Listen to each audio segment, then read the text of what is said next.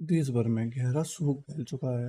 भारत के सबसे प्रतिष्ठित उद्योगपति में से एक श्री रतन टाटा सर का निधन हो गया है।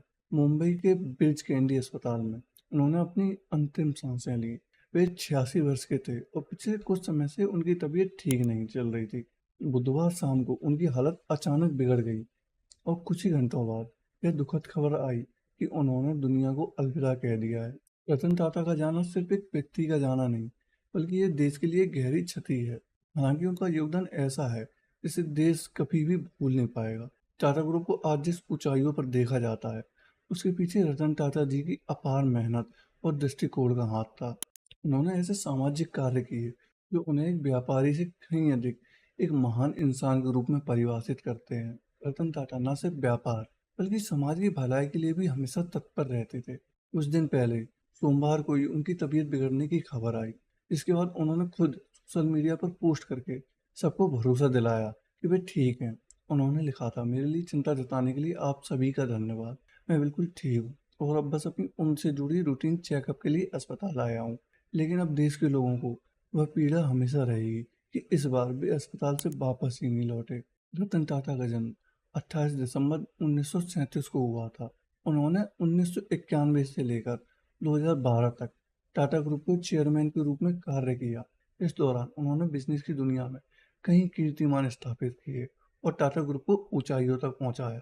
वे सिर्फ एक व्यवसायी नहीं, बल्कि एक सादगीपूर्ण, नेकदिल और दरियादिल इंसान थे। रतन टाटा न केवल कारोबार में, बल्कि अपने मानवीय दृष्टिकोण के लिए हमेशा से देश के लिए आदर्श और प्रेरणा स्रोत रहेंगे।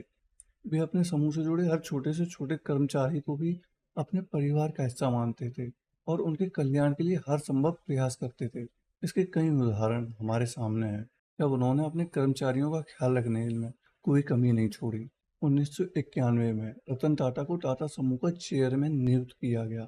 इस समूह का कारोबार ऑटोमोबाइल से लेकर स्टील तक फैला हुआ था और रतन टाटा ने इस विरासत को एक नई ऊंचाई तक पहुंचाने का जिम्मा उठाया। उन्होंने 2012 टाटा समूह का नेतृत्व किया, जिसकी स्थापना उनके परदादा जमशेदजी टाटा ने की थी। 1996 में उन्होंने टाटा टेली सर्विसेज की स्थापना की, जो उस समय टाटा ग्रुप की टेलीकॉम सेक्टर में एक अहम कदम था। इसके बाद 2004 में उन्होंने टाटा कंसल्टेंसी सर्विसेज को पब्लिकली लिस्ट करवा के एक बड़ा मुकाम हासिल किया। यह टाटा समूह के डिजिटल और सॉफ्टवेयर उद्योग में कदम रखने का एक महत्वपूर्ण कदम था, जिसने भविष्य के लिए कंपनी को मजबूती प्रदान की। उनके नेतृत्व में टाटा ग्रुप ने न केवल कारोबार में सफलता प्राप्त की, बल्कि नैतिकता, सामाजिक जिम्मेदारियां और मानवीय मूल्यों के साथ आगे बढ़ा। यही कारण है कि रतन टाटा सर को एक सफल उद्योगपति के साथ साथ एक महान और सच्चे इंसान के रूप में भी हमेशा याद किया जाएगा।